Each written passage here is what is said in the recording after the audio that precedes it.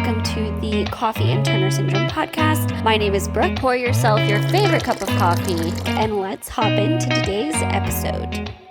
Hi, everybody. Welcome back to the podcast, the channel, wherever this ends up being found by those finding it. I am very, very excited to have Lindsey back on and to hear how everything went. So I will kind of let her tell the story of everything that happened, and then we'll get into it. So this is Lindsey, guys. She's been on a few times now. Yes, I'm so excited to be here. So back in October, I went to do my yearly echo, and they said that I was born with a bicuspid aortic valve, and that my narrowing was getting worse, and it was down to 0.5. So they were talking that I needed an aortic valve replacement. Very scary. So I met with the surgeon in January in my hometown. They kept giving me conflicting information. So I ended up going up to KU, which is a couple hours away, meeting with the surgeon up there.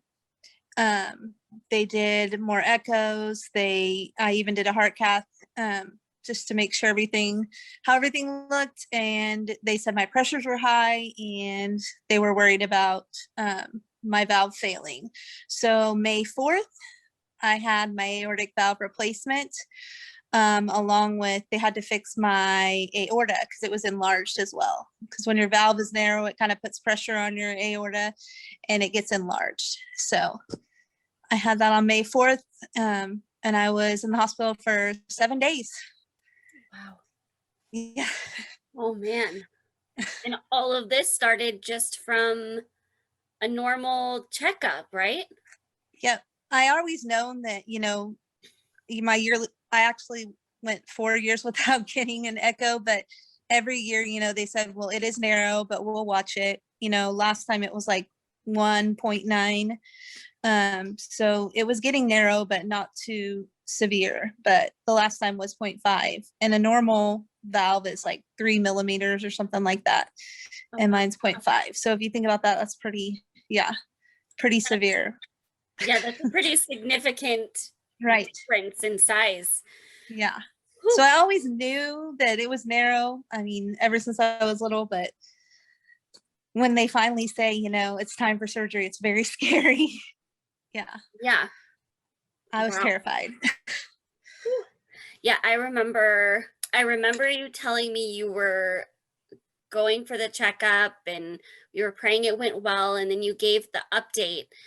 And so when we did the girls' night chat, and it was me and you and Dana and Andrea, all of us were like, so what happened? How's it going? Right. What's going on? Yep. We were all anxious to hear. And that was in February, because that was at the very end of Awareness Month. Yes. Yep. That's when I had met the surgeon in February, and I had my surgery scheduled for May. So yeah. And I know at that point you were like anxious to wait at all to get it done. Yeah, I think that was the worst part, is waiting, because you don't know what could happen from, the time that you're diagnosed to, they talk about sudden cardiac death. You read all this stuff that you could just not wake up. I would pray every night that I would wake up the next morning. It was very scary. Yeah. Yeah. Oh, man. So, yeah, the biggest concern is just all of a sudden it just collapses, right? Mm-hmm. Yep. It just, starts failing and just doesn't work. Yeah. And your heart stops. Yeah. Is there any warning signs at all? Yeah, they said, and I was really asymptomatic. I wasn't having any symptoms, but, shortness of breath, swelling, chest pain, stuff like that is what you watch for. And I wasn't having any of that. But once you're diagnosed, you kind of think, I think you're overthinking things. And you're like, was I short of breath because of that? Was that really chest pain? You know what I mean? You're constantly thinking and looking for things. But yeah, before they said anything, I was asymptomatic. I wasn't having any of those symptoms, which that's what really upset me, is because my cardiologist here in town was like, oh, you're young. We'll just wait till you're symptomatic. And I was like, I don't want to wait like that. So yeah, that's when I got a second opinion, because I was like, I'm not gonna, risk it. I've got 4 little kids and a husband, and it's not worth it. Yeah, no, I'm very, very thankful that you got a second opinion and got it Me as too. quickly as you did. Yeah.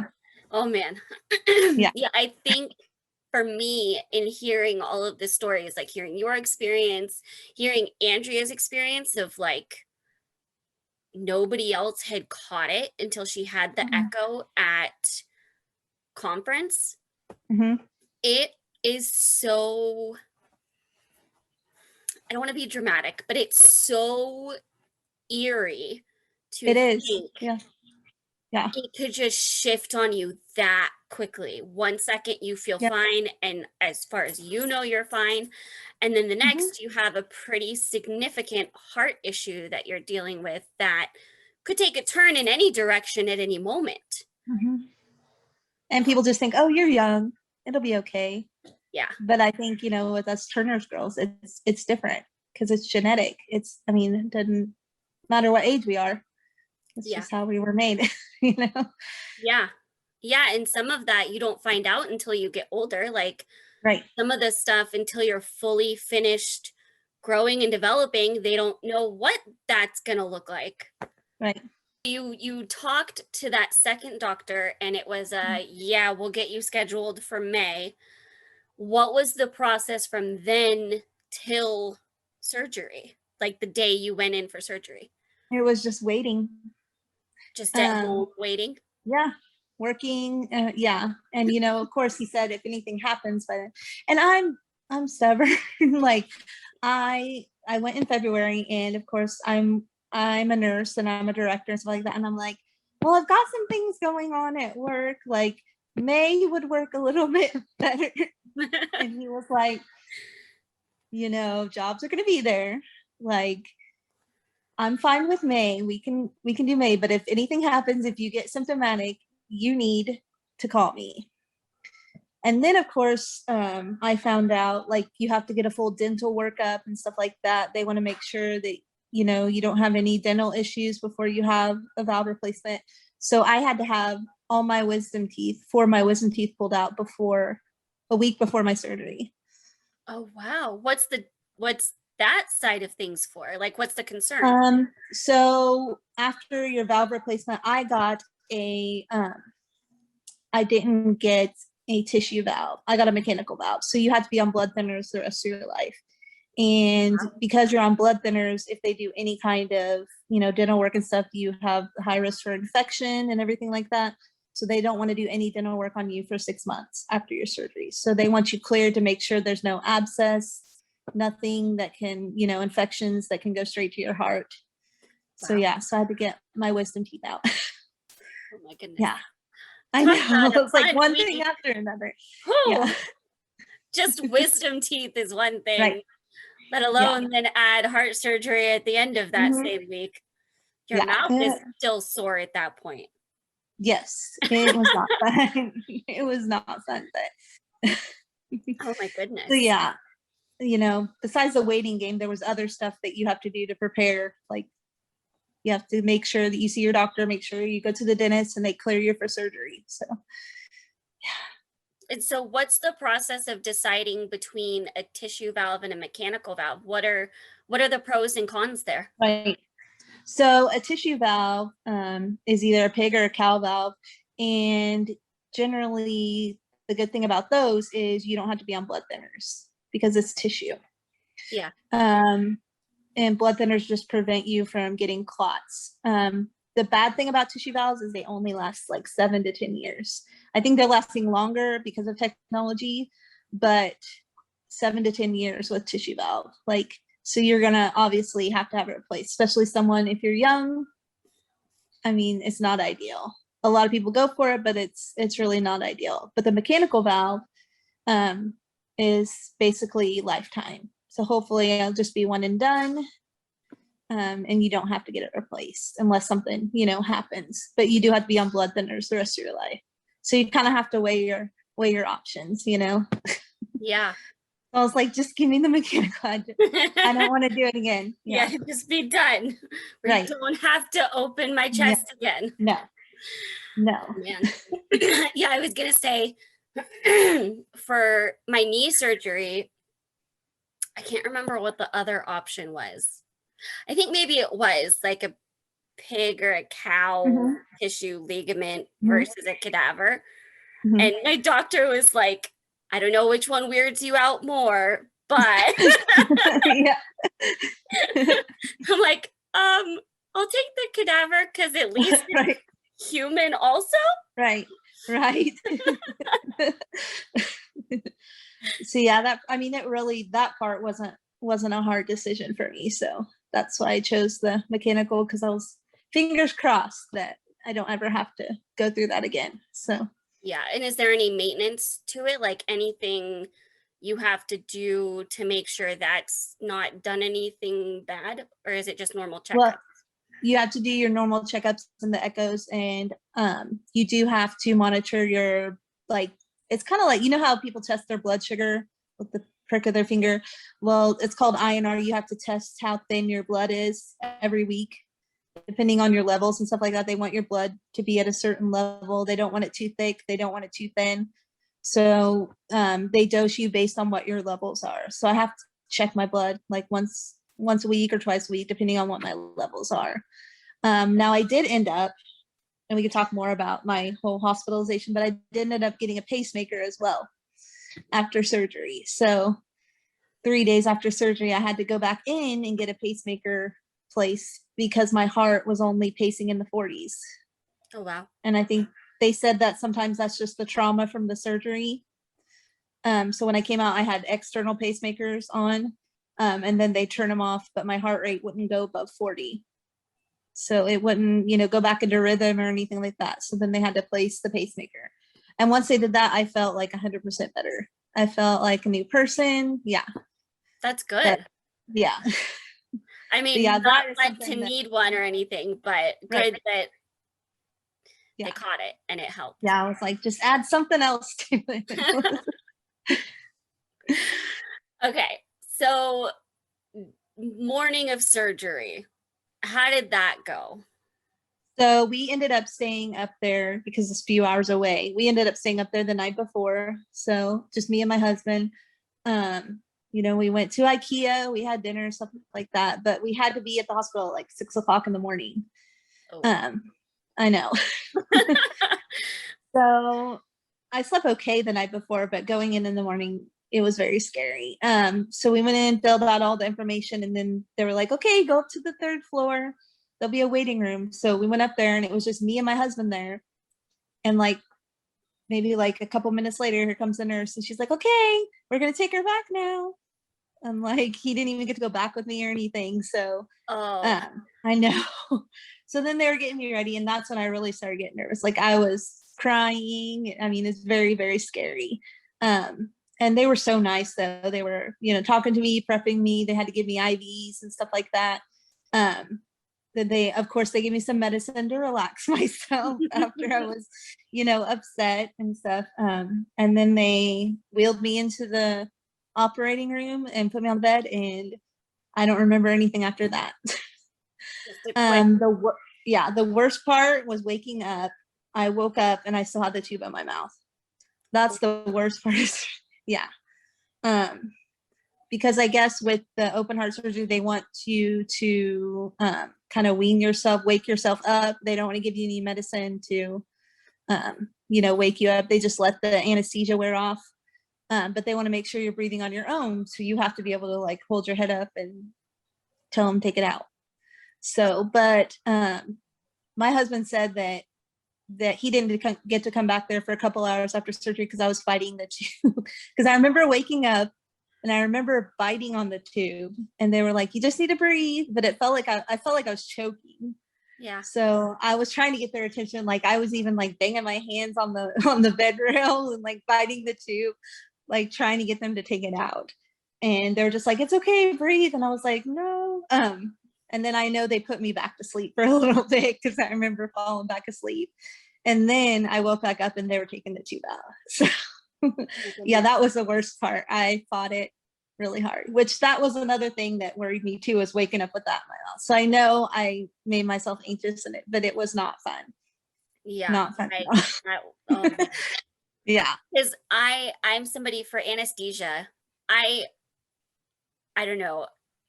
I in normal sleep realm already, like I'm not a great sleeper. I take forever to fall asleep. Mm-hmm. And like so it doesn't surprise me that anesthesia usually has a very limited amount of time it works on me. When I was a baby, the doctor had to give me, like, I had a hernia repair when I was really, really little, like maybe a month or so old. I was very tiny. Mm-hmm. And he goes, I had to give her like twice what I would normally give a baby her size to get her to go out. She was fighting me. And and so I always, like every time I've had surgery, I'm always nervous it's gonna wear off or something. And Right. I was, yeah. I'm gonna be conscious for things I don't want to be conscious Oh, for. no. Yes, that worried me too. Like waking up during surgery. Yeah. But no, it was the tube. That was, but once they got it out, they let me have ice chips. My husband was feeding me ice chips and I was fine once it was out. It's like, thank goodness. Not only scary, but so uncomfortable. Oh, yes. Yeah. Because you can feel the air being shoved in your throat. I mean, it just feels like there's a huge, huge tube in your throat and you can't, catch your breath. It's bad. Yeah. Oh, man. So between that and you said 3 days later was the pacemaker. So how did Yeah. those 3 days in between go? So the first day, I was really, really groggy. I didn't wake up till probably like 5, 6 o'clock at night. So they pretty much, and I had an IV. Well, I had an art line in my arm. I had an IV. You can kind of still see this. I don't know if you can see it, the bruise on my neck. I had an IJ in my neck. I had a catheter. I had all sorts of lines hooked up to me. So the first night they just let me sleep. The second day they got me up bright and early. They're like, okay, we're gonna sit in the chair. So they got me up and sat me in the chair, and it was okay. They were giving me pain medicine every 4 hours. I could alternate between oxycodone and Tylenol, which helped. I mainly felt tightness. It was more like the tightness. So towards the 3-4 hour mark, my chest felt tight. It hurt to move. Not a lot of stabbing pain or anything like that, just mainly the tightness. So the first day I sat in the chair, and I slept in the chair too, because the medicine really made me tired. So the first few days I basically just sat in the chair and slept. Then they'd get me up in the evening, put me back in the bed, and then I'd go back to sleep. I think they might have had me walk the second day, like in the evening, but the third day I had to walk twice a day for 15 minutes. They had me walk around the nurse's station. I would have to walk around and come back. So they made sure I was up and walking. I don't think I really ate until like the second or third day. And the only thing I really wanted to eat was like mashed potatoes. Nothing else really sounded good. I know I had a lot of ice chips and Sprite. But yeah, I slept a lot. And then I remember the day of my pacemaker, I think it was a Friday. The doctors came in and they did a chest x-ray, and then they came in and said, yeah, they wanted to see if my heart would go back into rhythm on its own. And by that time they were like, we're probably going to do the pacemaker. And I was very exhausted and tired by that day. And I was having really bad heartburn for some reason. And then my nurse came in and she's like, well, you can't have anything to eat or drink right now because we don't know when you're going to have surgery. So that whole day till like 3 p.m, I couldn't eat or drink anything. And it was miserable. I was so mad. Yeah, like all I wanted was some ice chips or something, like a Sprite, something. And yeah, I couldn't until 3 o'clock. And then they took me back there, got my pacemaker, and then came back and I felt 100% better. I wasn't as tired. I felt like a new person and I could eat and drink. So, yeah. And what's really weird is now in recovery, the site where my pacemaker is actually hurts worse than my sternal incision. And they said, because it's right under your skin. Oh, like, yeah. Yeah. So yeah, this was actually a lot more sore than my incision on my chest. Yeah. Yeah, I can understand that because it's like right there and Yeah. probably Mm-hmm. rubs Yep. and oh yeah. Oh man. Okay, so the pacemaker, was that they think that the rhythm thing was all just your heart's reaction to the surgery? Yep. They say sometimes like during surgery, the trauma can mess with your AV node, which is your node that fires your heart rate, because you have two nodes, an SA node and an AV node. And sometimes just where they put the artificial valve, it hits that node and messes with your heart rate, and it just never works again. So some people, have to have pacemakers. So, and really, I mean, the only thing, I have a little machine I sit next to my bed that it monitors the pacemaker, and I think the batteries last like 10 years. And they said it's a lot easier. They'll have to go in and just replace the battery. They don't have to actually put in the whole device again. So they said it's a lot easier to replace the batteries than to put another pacemaker back in. So other than that, they said everything should be fine. I haven't had any issues, knock on wood. That's good. Yeah. The actual valve they were replacing, it was, you said bicuspid, right? It's so what does that actually mean? So a normal aortic valve has, it looks like 3 little leaflets, and they open up and it pumps, the blood to your heart. Well, a bicuspid, it looks like it's cut in half, like it's 2 leaflets. So over time, it gets smaller and smaller, and blood it gets turbulent, and it's hard for blood to get through those. So that's why they call it bicuspid, because it's got 2 leaflets instead of 3. Okay. And that's, I know it's a common thing for Turners. I don't know. I don't actually know if there's specific statistics on the various heart things. right. Up until a few years ago, I thought there was just the dissection that was the big concern. And now I'm like, no, there's several heart issues that there could be. Right.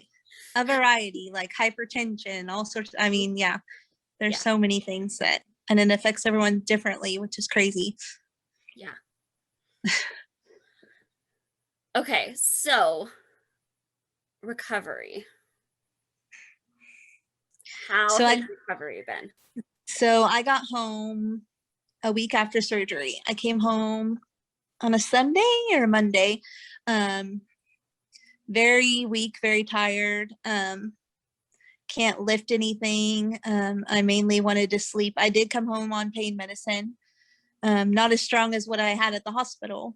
I had to sleep in a recliner, propped up on pillows, because you can't really, it's hard to lay flat because you're, still trying to recover, and it hurts when you lay flat. Your muscles stretch, everything's kind of tight. So you kind of have to sit up. I did have to be on home health for maybe like 3 weeks. So they would come and monitor, take my vital signs and monitor my blood levels and stuff like that. And I was off work for 7 weeks, which was very hard for me because I'm, used to working full time and stuff. So of course, the first week my husband was home with me, and then my grandma was home with me the next week.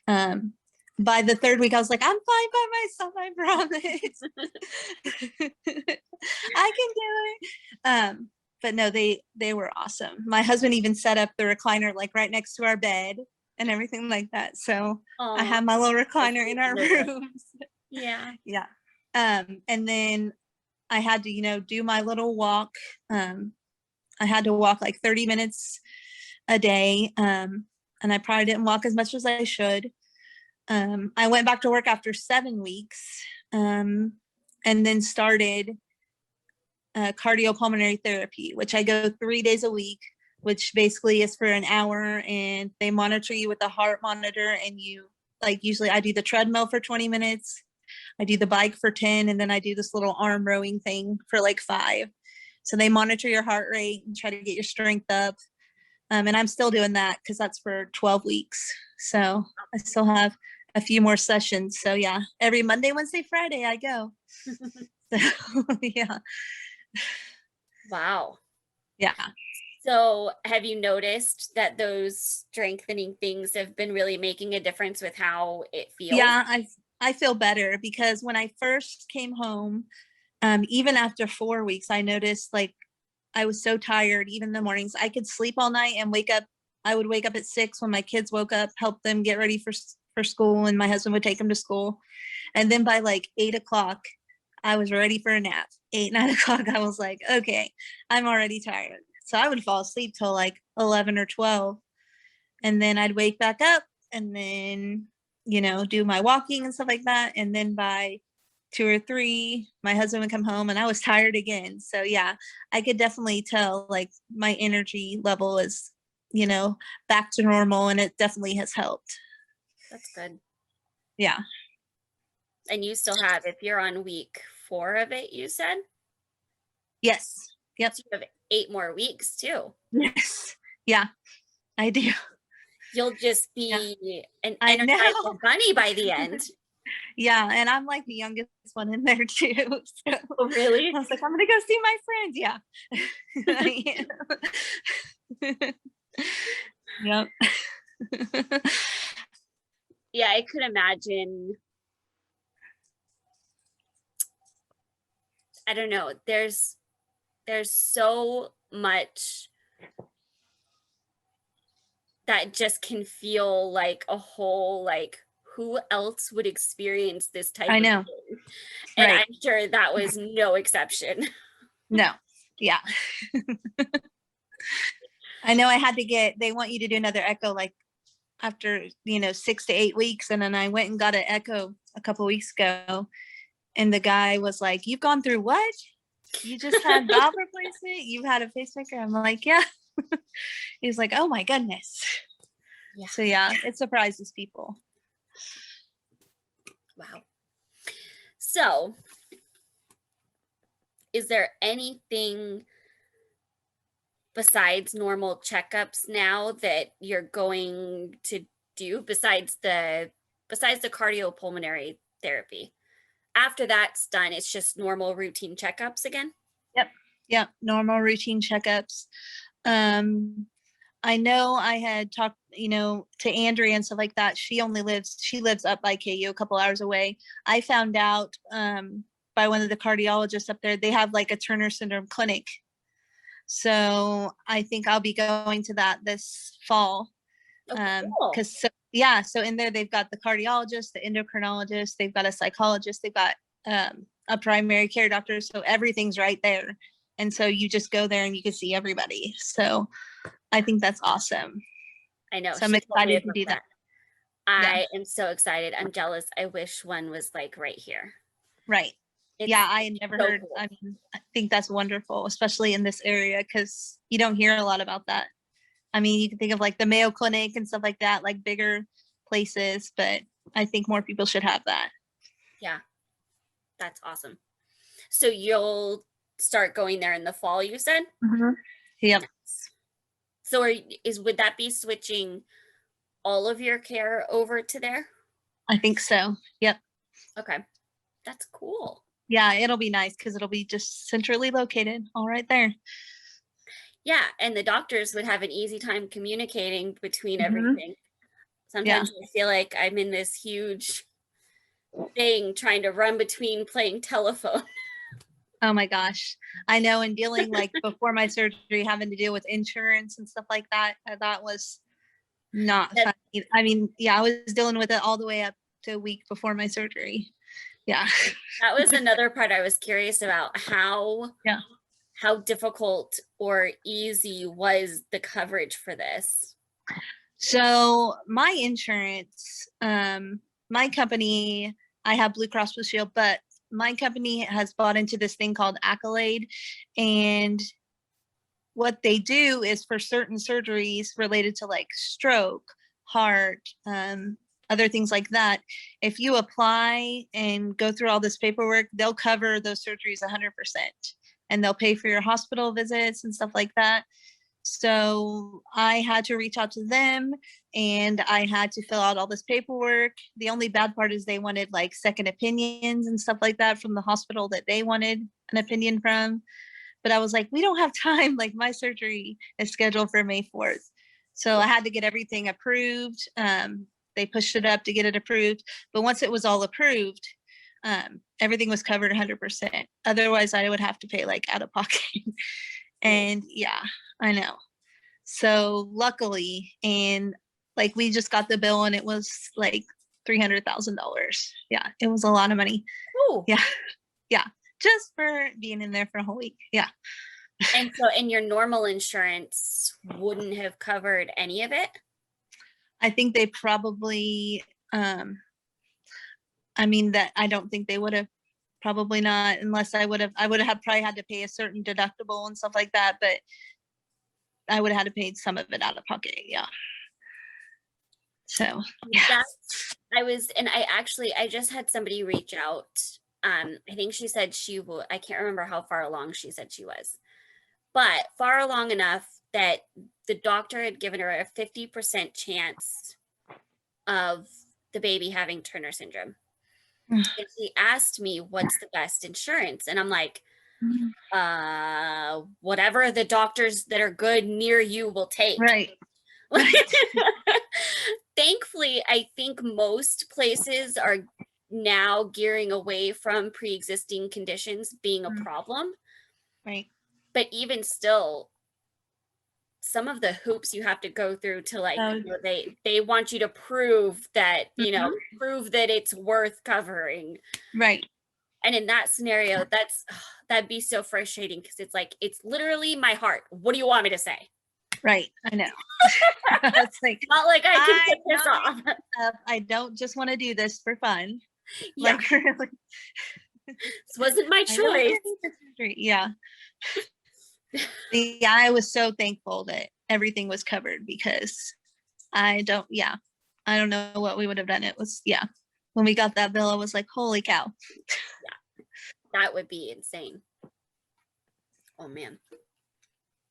Yeah, I know for my neck surgery, my surgeon that did it wrote a letter to the insurance saying, this is not just cosmetic. Right. This is function of the neck. And thankfully they took that and covered it. But even that, they were trying not to. They were trying to call it cosmetic. And he's like, I think I can argue them that it's cosmetic. That's ridiculous. Yeah. So I've called it for those types of reasons. And just what you said, I've always been nervous to have to try to qualify for insurance on my own. Oh yeah. Yeah. Yeah. I'm just glad they had that. So yeah. Well, for all of the surprises you got thrown your way with it, it sounds like it at least landed good.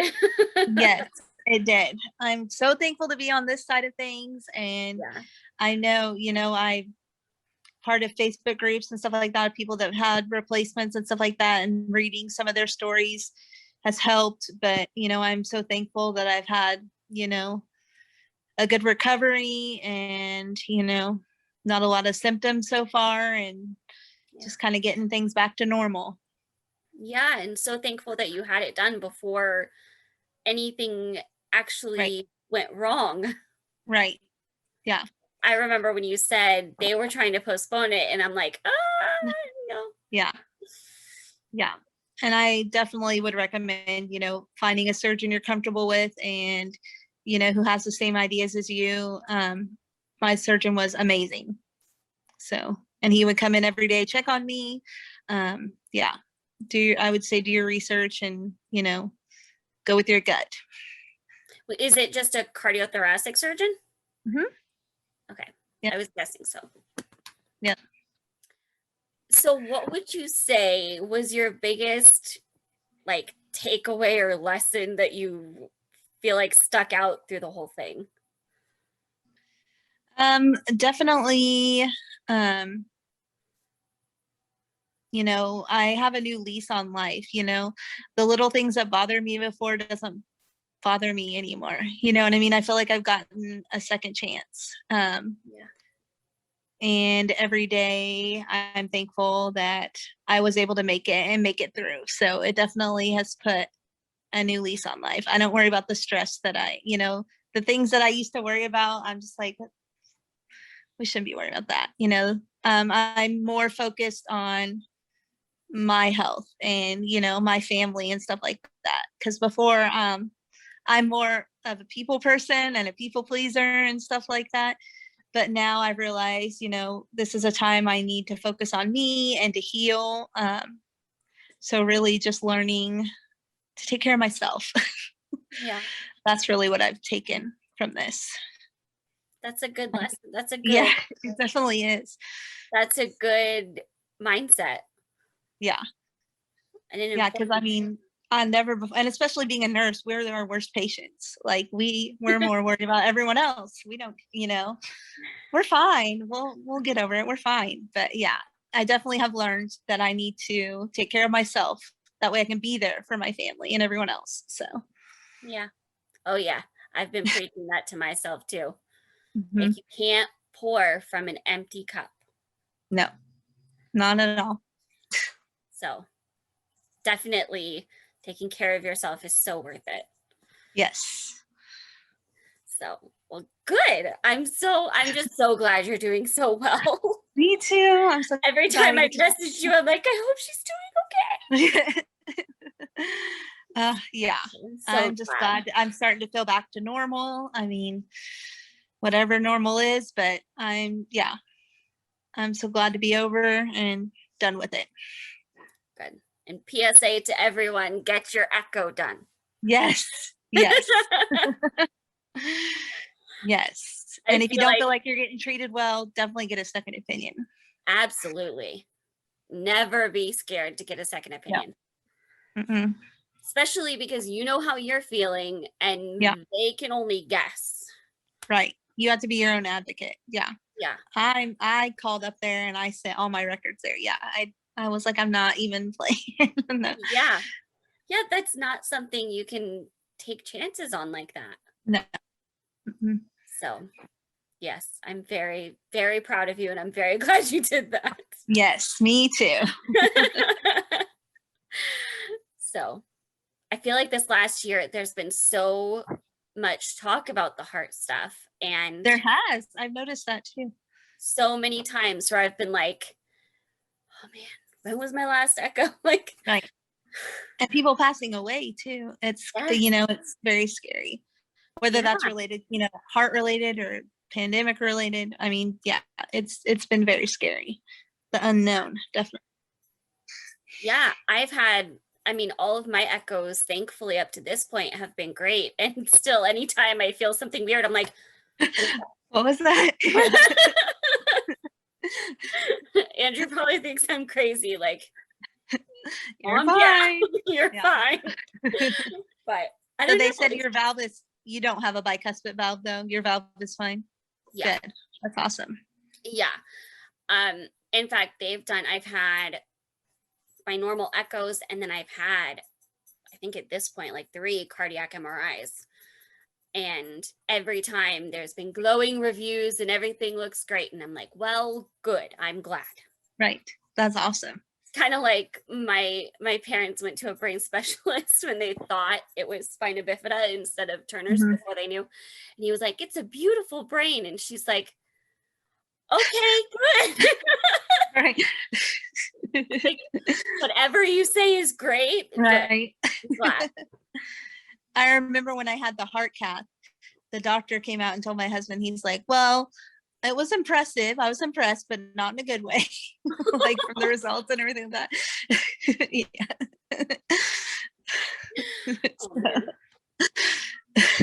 I guess when you see those things all the time, right, process them in such a different way. Yeah.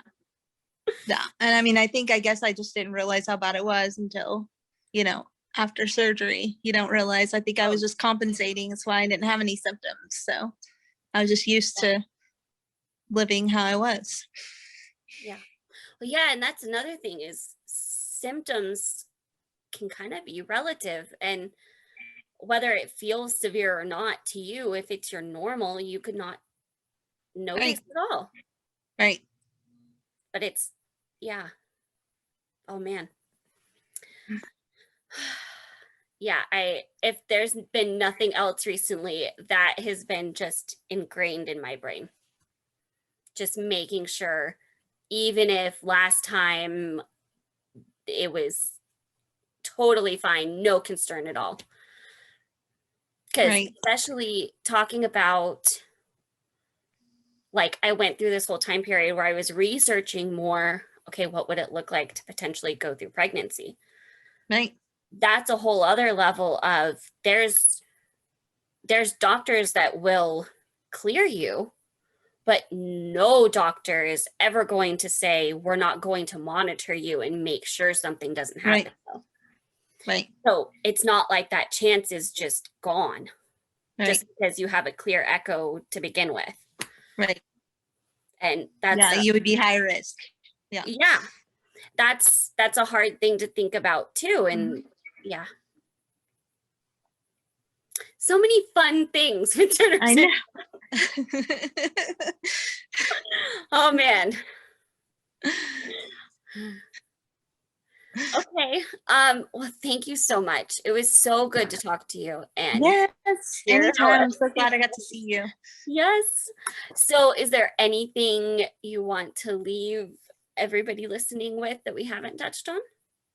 No, I would just say, if you're scared, or if you know, if your doctor's talking to you about it, like, I would be willing to talk to anyone who, is getting ready to go through surgery, or, have any questions. Cause I know I had questions, and sometimes even reading, the Facebook posts and stuff like that from other people, it helps. Some help, but some were very scary. It's like, oh my goodness. So yeah, just being that support to someone, I think is what I would like to do. Being on this end, I definitely would, provide some insight. Yeah, that's awesome. Well, thank you so much. It was so great talking to you. Yes. And I am just continuing to pray that recovery continues well. Well, thank you. I appreciate it. Yeah. I will talk to you hopefully sometime soon. Yay. All right. Talk to you later. Bye. Bye.